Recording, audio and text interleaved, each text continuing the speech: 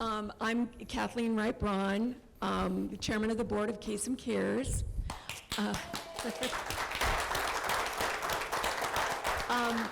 I think I'm going to address the fact of not only do the elder get traumatized, but the family gets extremely traumatized to the point of having PTSD symptoms.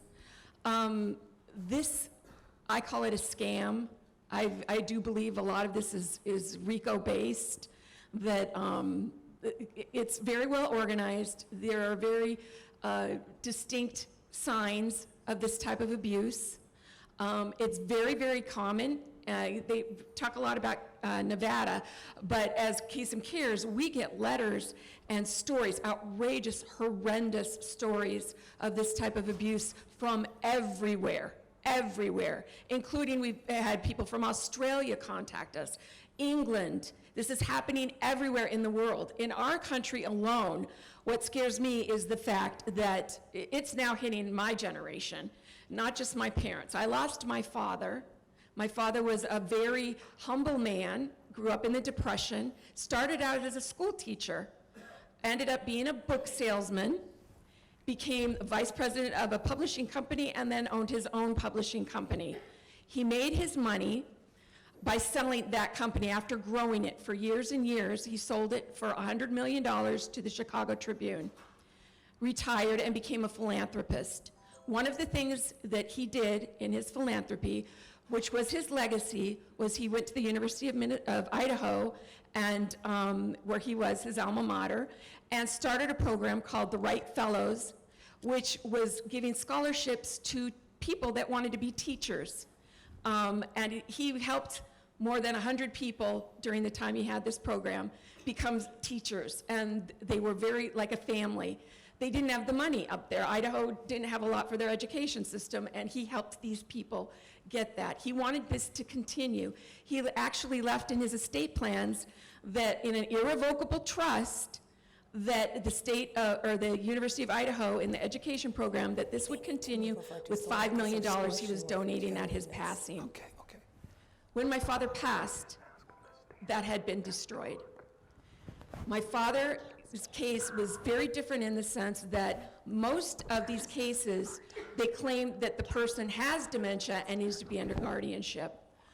My father's case, he was surrounded by a team that he had put together, but he had gotten dementia. And at the time, they started taking abuse of him, his financial advisor, his CPA, his bookkeeper, his probate lawyer who set up his estate, and a woman that was an ex-employee who became his caretaker and eventually married him the last year of his life. By the time that he died, I had been separated from him for 14 months. We'd been isolated by this woman who had him sign over his property to her and kept him at her property so we could not go into the property. It was illegal. We would call, we were crying, we were doing everything to see my dad. My siblings did not want to call the police. I knew we needed to do something. I called the police for financial exploitation. They didn't answer the door when they came. The cop left his card. Their lawyer called. They set up a time for them to meet my dad. A week later, which I knew my dad suffered from Lewy body dementia, I knew that they would have a week time to get him off any drugs they were drugging him with. They would have a time to set him up, and that's exactly what they did. They set him up in his fancy office. They came to see him, and basically the cop was warned by the lawyer who was there, even though by law they are supposed to be able to talk to the person alone. His lawyer was there and threatened him and said, you can't talk about finances or his health, or you will be sued. He said this to the cop. And so the cop kind of talked around and said, your kids have been trying to get a hold of you. He says, I have my phone right here. They haven't called me. We found out later the woman had changed phones on him and had given him a different phone we had no phone number for. We were calling the old phone number. He was getting no phone calls. She got him into believing that we wanted his money, all four of us, including my my retarded brother, and that we didn't want anything to do with him. We were abandoning him, and we just wanted his money. He ended up dying. I didn't get to see him till the day that they decided to pull the plug. He wasn't, they had said he had had a heart attack. When we showed up, they had him, this is where the trauma comes in with the families. They brought us in. They said you can't talk about his finances or his health. He was in a friggin' coma on machines. I went up to him. He was cold. She was supposed to be taking care of him. His foot was hanging out as blue. I covered it up, went up to him and said, Daddy, I love you. I've been fighting for you. We've been trying to get to you. And the next morning that we saw him, his color had returned. I held his hand. We were told we had 20 minutes to say goodbye to him. They were pulling the plug. We had no rights. We weren't told about his health, really what he died from or anything. And in that time we had 20 minutes. My brother and I begged for a priest to come because he was raised Catholic. They refused him to get his last rites, said it would be too late. We begged, I begged to please let me be with him when they pulled the plug. I said he was there when I was born. I wanted to be with him when he passed and know he wasn't alone. I was refused that by this woman and her lawyer. And so we were told, we had to leave, and we were crying and sobbing. I sang to my dad. I held his hand. At one point, he moved his finger in my palm of my hand, and I said, he moved. And the nurse said, he hears you. And I had to leave that room knowing I could do nothing and that they were going to pull a plug on my dad, and that there was absolutely nothing. I had no power. So we left the room, and the nurse, the supervisor nurse, we said, please let us know when he passes, please. And she said, all right, even though she knew she could lose her job because they had been told, don't talk to them, don't look at them. It was like being in a Twilight Zone when you walked in there. But this is the extreme trauma that they will do to the families. I don't know what my dad died of. I don't know where my dad is. I asked for his ashes. He had a plot next to his parents. They refused to give us any ashes. I said, just even a little to put next to his parents where he wanted to be. No, can't have the ashes. I had asked for an autopsy. She had him cremated within 2 days of his death. Okay, so anyway, this is the trauma that happens to the family. And I kept thinking, they have the money. What does it matter? They took the whole estate, $70 million. They got everything. All of these people that worked for him. And he never wanted his children to have this. So anyway,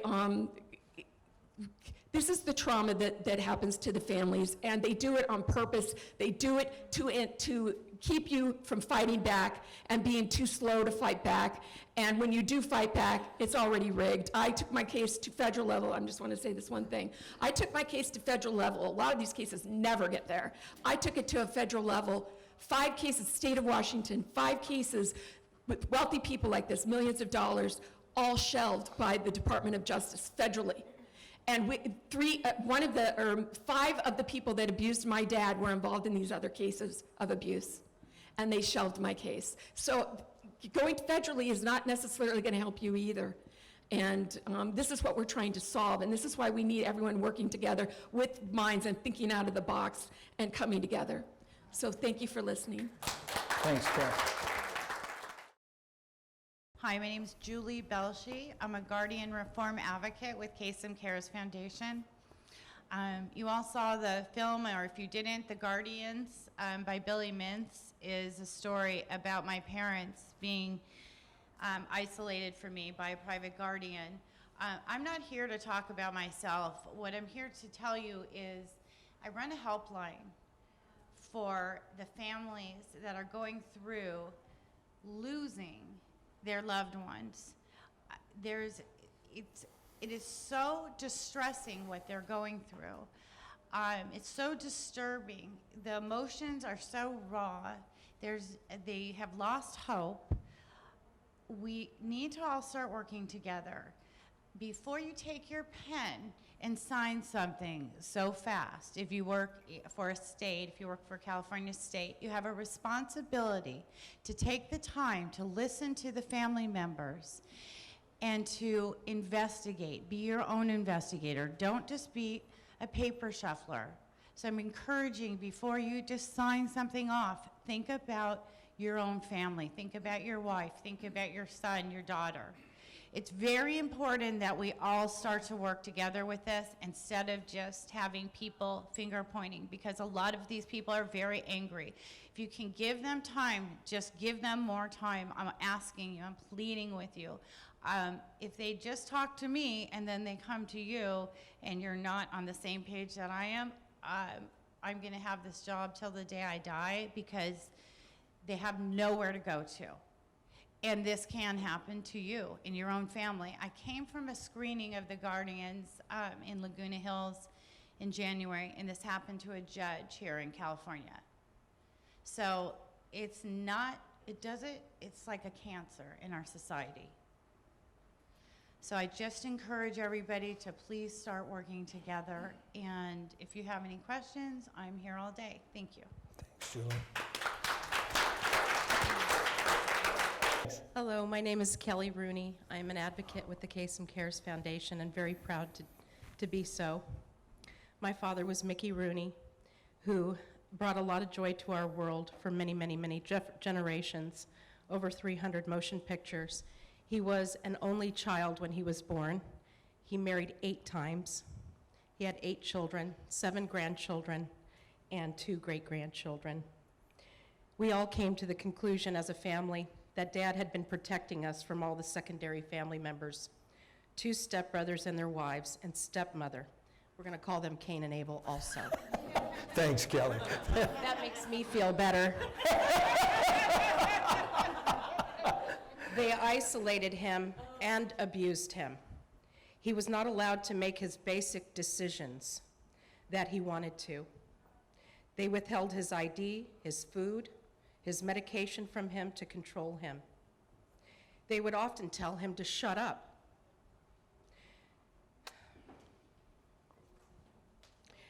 They disabled us all from being allowed to care for him.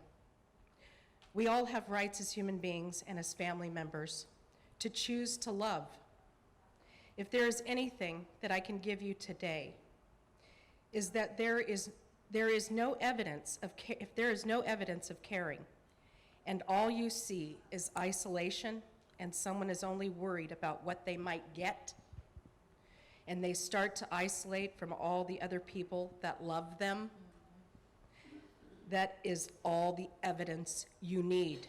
Yes. Most of these kinds of people are out for themselves. It all goes back to common sense. Dad was all about helping others throughout his life. He would be so proud to know that we stand with all of you today. Love is the component to all of your findings. And if you can't see the evidence of love, that is your red flag. Special Services was called 3 times. The police were called 3 times, and no one could help us or him. He was so very much afraid. Finally, he called 911. Dad was a veteran in Patton's Army with a Bronze Star. He was so proud to serve our country, more so than the 300 movies that he had made. He deserved better. He testified before Congress on his abuse, and this is part of what he said that day. I want to thank you so much for being here today, all of you. I'm so grateful to be able to advocate alongside Kasem Cares Foundation. And the foundation has brought our family together in ways we never thought would happen. My family is grateful to be part of such a movement of knowledge to help any way that will help others. God bless each and every one of you and all your findings, so that we might stand to help these families be brought back together and stamp out this evil criminal act. Thank you so much for being here today. The last thing I would like to share with you is what my father said before Congress. He said this: to those seniors and especially elder veterans like myself, I want to tell you this: you are not alone, and you having nothing to be ashamed of. If elder abuse happened to me, it can happen to anyone. I want you to know that you deserve better. Thank you so much. Thank you. Good morning. My name is Angelique Fawcett. I am an executive producer, a filmmaker, a producer. My background is in the defense industry, finance, and investigations. I'm here as an advocate and a good friend of Nichelle Nichols. Nichelle Nichols, if you're familiar with original 1960s Star Trek, she played Lieutenant Uhura on 1960s Star Trek. She is one of the most beautiful people that I've met in my life. She has become like a mother to me. I'll cut to the chase. About 5 years ago, she went into the hospital. She was very sick and nearly passed away. When she got out of the hospital, she was thrown into a rest home. This is a very strong, independent woman who worked extremely hard for everything she got, the same way that any one of us would, whether you are planting a garden, you're an actress, you're an executive, you're a manager, no matter what. She worked extremely hard for everything that she got. She was put into a rest home, and my husband and I went and visited her while she was in the hospital and the rest home. When we get there, we see her and we go in, there's urine underneath her bed. It's not her own, I checked. We get her out into the hallway. I asked the nurses to please clean up the urine. We're in the hallway, and she's like, how do I get out of here? Why am I here? Can someone please get me out of here? Please help me. This is someone who's known over the world and respected, and she's crying practically in our arms, and we can't do a thing. She's just my friend. I am not a family member. I told her, you were a dancer, you better do whatever you can to try to rehabilitate yourself and make sure that you prove to them that you can get out of this rehabilitation center. So she did that. She got out with a manager who had some eyes, some sights on what she had. When she got out of the rest home, she came to our house. She waited till the manager left, and she asked me and my husband if we would make a tape of her stating what she wanted in her life, her final request. So we did that. I said, Nichelle, what would you like me to do with this? She says, just keep it in a safe place. They may not listen to you, but they will listen to me. And basically in the videotape, she stated that she wanted to live her life in her home. She always wanted to work. She deserved what she got because she worked hard for it. It's all any of us want, right? So I saved it for 5 years, hoping that I would never have to use it. But in the meantime, I always had her back. This is a woman who gave me away to my husband in marriage. She was there to help me make my first feature film. And in between everything, those 5 years, the manager lived on her property. Ultimately, the manager ended up stealing hundreds of thousands of dollars from Nichelle. I would speak to her sister and tell her what was going on, and I'll be real brief because I want to get everyone else's story, but I really have something to say about this. I would talk to the family and I'd say, look, there's memorabilia coming off of her walls.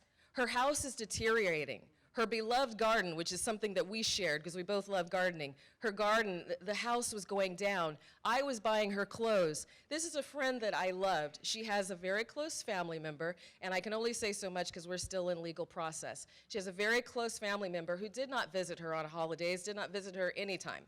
I was always there for her, and she knew that. So I'm telling him about the memorabilia. New cars start showing up at the manager's property. His property is a feng shui garden, beautiful Mac computers like a mission control center. And she's over here making the money like a workhorse, like a slave. So in many ways that affected me. And, there was still nothing that I could do about it.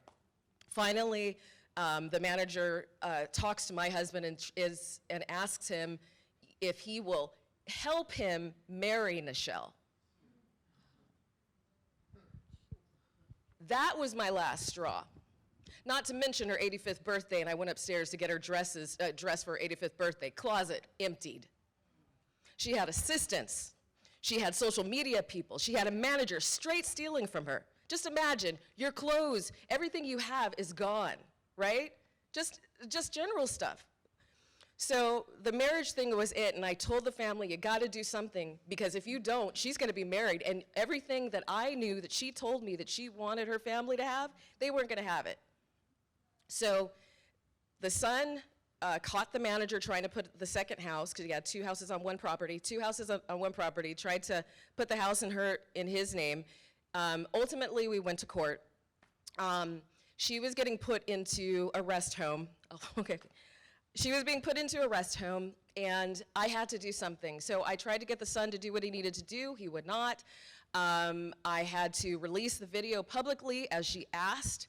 I had a conservator who released her private HIPAA information over TMZ. I met Kasem Cares when I was completely destitute. Kasem Cares, if it wasn't for them, I would not have been able to work as effectively as I did. I was able to get standing in court as a friend, and I was able to stand up for the woman who cared about me and who's cared about many people. I mean, this is a type of woman that actually she would meet you and love you, and you would know that. So I'm just asking, because I called the FBI, I called LAPD. In LAPD, there's only one detective that handles elder case. I don't know if everyone knows that. So if you have a friend or a family member that calls you and says, please help me, please pay attention to the fact that they might actually be onto something and they may actually be telling you the truth. Please don't just ignore them, okay? Thank you very much.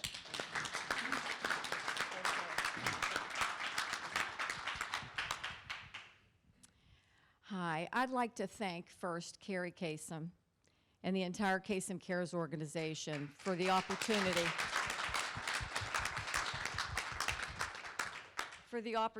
to be a part of this year's survivor panel. I am an only child, born and raised in Pittsburgh, PA. Dad and I lost Mom in 1981 at age 48 to a brain tumor. During her illness, they took intentional action in executing all the necessary estate directives to protect our family moving forward. We were a very close and loving family. My dad and I remained close my entire life. We chatted weekly and visited often. He never remarried, continuing to live in the family home. He loved our son Daniel, his only grandchild, and doted on him. They shared a love of music and both played the saxophone. There was never any question of our commitment to each other as a family. Legally, nothing could have been more straightforward when in 2013, we were forced to turn to Las Vegas, Nevada, Clark County Family Court to protect my father. Were it not for the unconscionable actions of Helen Natko, a person we all had known and trusted for 30 years, we wouldn't be here today. Helen met Dad in 1982 and became a friend of the family before moving to Las Vegas in 1992. They maintained their friendship, and Helen ultimately convinced Dad to move there in 2003. He moved into Helen's home, living with her and paying her rent. He had other friends there and played in a local band, and being an Italian, he even played in a bocce league. Rick, Daniel, and I last visited with Dad in private in Las Vegas during Christmas of 2012. Dad was 81. He was slowing down, but he was content, and everything appeared normal in Helen's home. He continued to handle his affairs. Our son graduated from high school in 2013, and he received a forged check from his grandfather, fully executed by Helen. I decided to check Dad's accounts and discovered 3 suspect checks totaling $220,000. We later learned Helen fully controlled Dad's checkbook and had transferred the funds to Las Vegas over the previous 20 months. She had Dad diagnosed with Alzheimer's and was gambling on Dad's money an average of 6 hours every day, leaving him home alone. When I discussed the checks with Dad, he denied withdrawing the $220,000. Helen was listening in on this discussion and began shouting at Dad and declared she was putting him on a plane, and then she hung up on me. We eventually reached Dad and confirmed that we would be in Las Vegas the very next day to assist him. Unbeknownst to us, the isolation had already begun. Always a precursor to a fraudulent guardianship. Helen refused to let me speak to Dad when we arrived, and we were not allowed in her home. Local police refused to take action, telling us that this was a civil matter and that we should file for guardianship to resolve the conflict. We stayed 3 more days, never getting to speak with Dad, and then filed for guardianship. Helen objected with 4 longtime court allies supporting her. Dad was never allowed to leave Helen's home with family until he died in July 2015, 2 years later. Every call and every visit was chaperoned and tightly controlled. What Dad and our family experienced over those 2 years was unimaginable. We have been forever changed, emotionally, psychologically, and financially. All was fully sponsored by the predatory court allies leveraging the criminal acts of a family friend. The 2-year experience cost our family over $1 million, and we are still in guardianship court now, 4 years after his death. We eventually got the police to investigate Helen in March 2014. She was indicted in late 2014 and convicted in 2017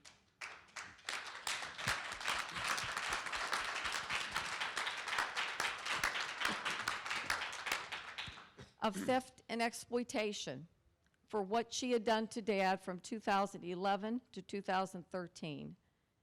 Yet the guardianship court continues to defend.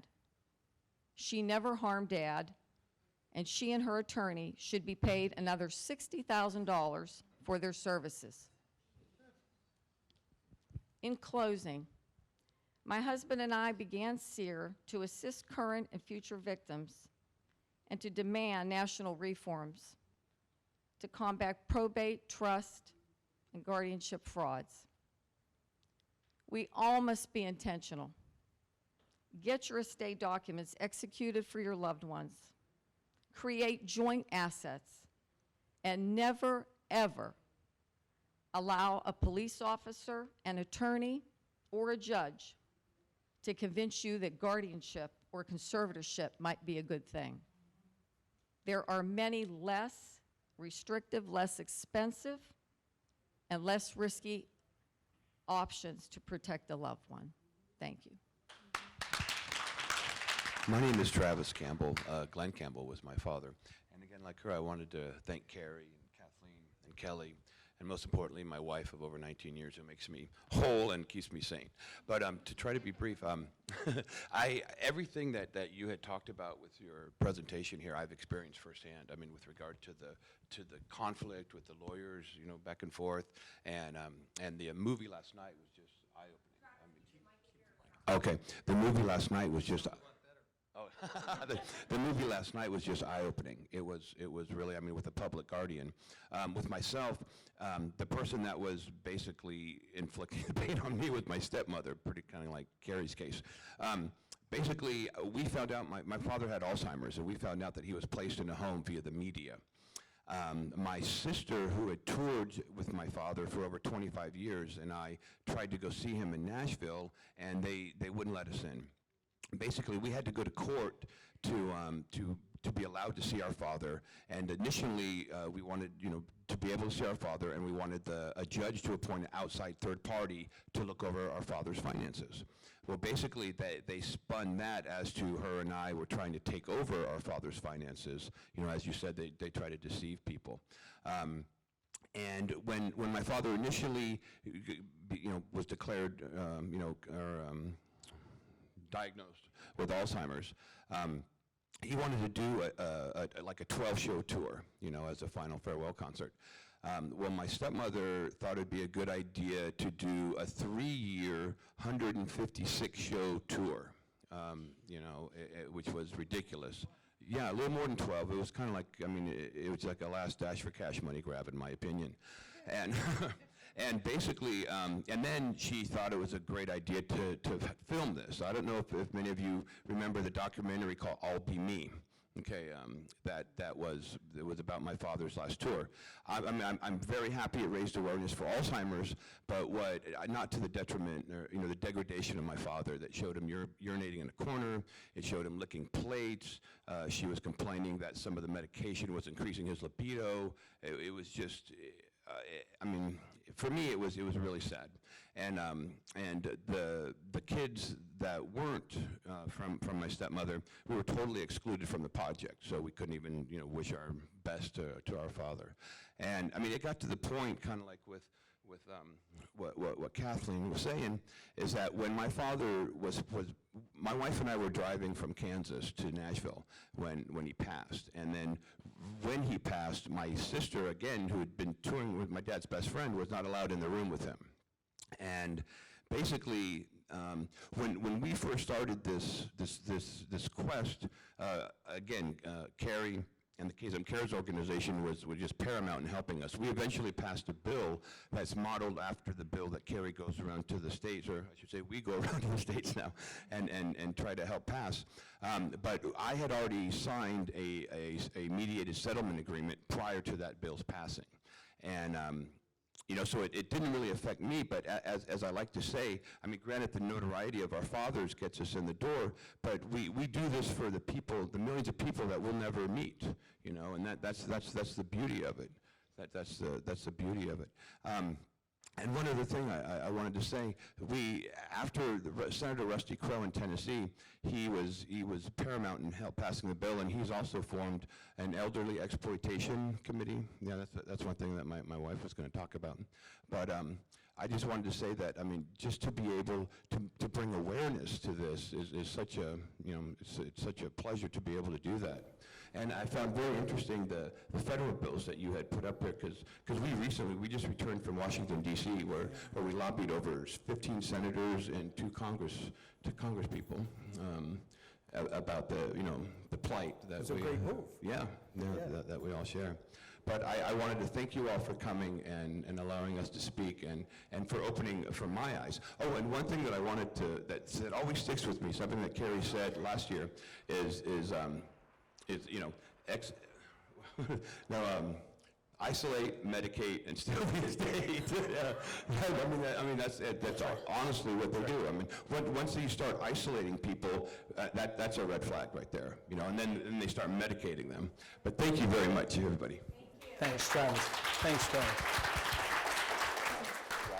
I think one of the most important things that a person can have is a cell phone with a recorder on it. Because when they went through their mediation, in the mediation, the mediator had said, if you want to see your dad, you're going to have to sign the papers. She has the power, she's the power of attorney, and it could be 6 months to a year before we get through the courts. So they signed the papers, and I had it all on recording. So at that time, it was several months later, we passed the bill in Tennessee, and it was with Senator Rusty Crowe. We played that recording.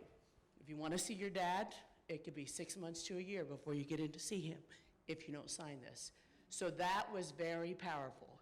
That is what had basically passed the law in Tennessee.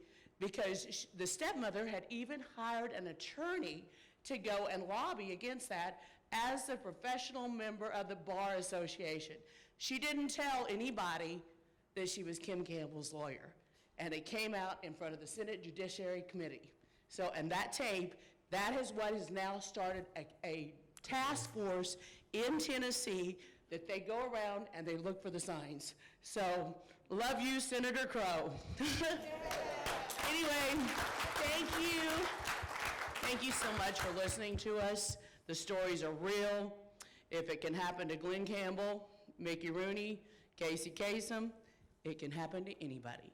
So, God bless you all. Thank you. Thanks.